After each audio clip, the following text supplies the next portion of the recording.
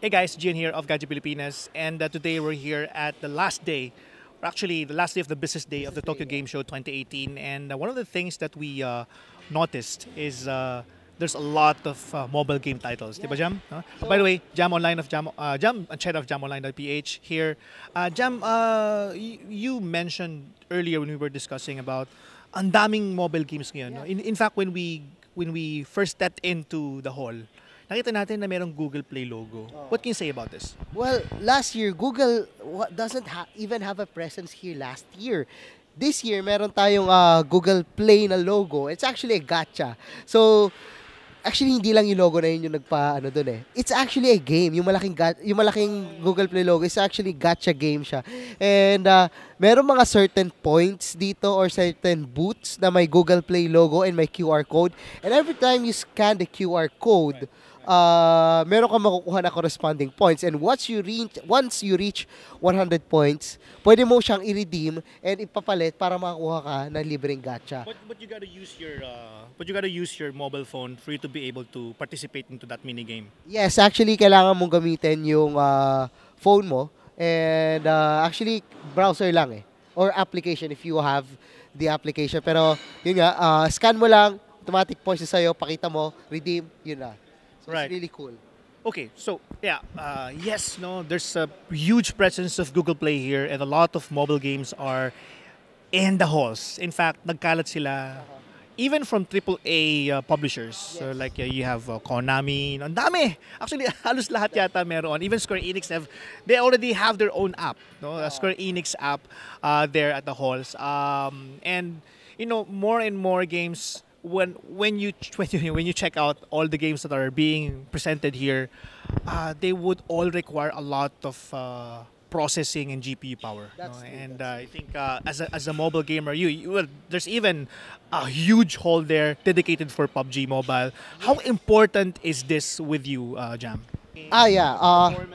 Kasi tayo, in the Philippines, we are a mobile country. We rely on our smartphones for mobile gaming. So we have more smartphones compared to console. So we're not really a console country like Japan. So more naglalaro tayo sa smartphones natin. And having a good smartphone, a good processor, good GPU is actually essential. Kasi when you have a good GPU and a good processor, you could have an advantage compared to your enemies or other players. For example, we have PUBG Mobile. That is a really demanding game. And again, paulit-ulit ako dito sinasabi ko, PUBG Mobile is one of the best games that has been released for mobile. It's actually a game changer. Okay, so the thing here is that if mas maganda yung graphics mo, mas maganda yung processing speed mo, ng processor mo, better yung makukuha mong chances. Kasi mas mabilis yung FPS, mas maganda yung rendering, mas makikita mo yung kalaban. So para siyang pay to win style. Yes, actually para siyang pay to win. Pero yung pay to win mo this time is about your hardware. And of course, having a good hardware means that your smartphone is future-proof for other games in the future, di ba? Right. So, of course, important yung magkaroon ng all-around smartphone. Of course, if you're into gaming, a smartphone that is capable of gaming really good, like the Nova 3 from Huawei, which has GPU turbo. It has also good cameras. So, wherever you take it, so there is a phone which you can say na can do all the things that you need for a smartphone. You mentioned about QR code, you have to snap photos. You mentioned about PUBG Mobile, you have to play games. And although, yes, no, a better phone, fast phone, powerful phone would give you higher chances of winning. Of course, add to that skills.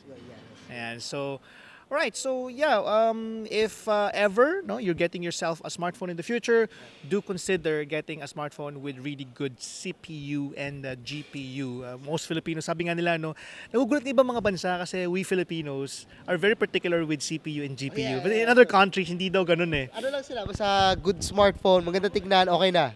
And sa Pilipinas, gusto namin, we want a good GPU, we want a good CPU because we play this blah blah blah, we want this blah blah blah. So they really want the best sa best bang for the buck sa kanilang mga smartphones, mga Pilipino. And we're very particular with that. Yes, that's No? true. So yeah, so that's it, guys. That's been Gian of GadgetPilipinas.net. This has been our quick discussion about the importance of getting a smartphone with good CPU and GPU. And with that, we are recommending the Huawei Nova 3, which has GPU Turbo.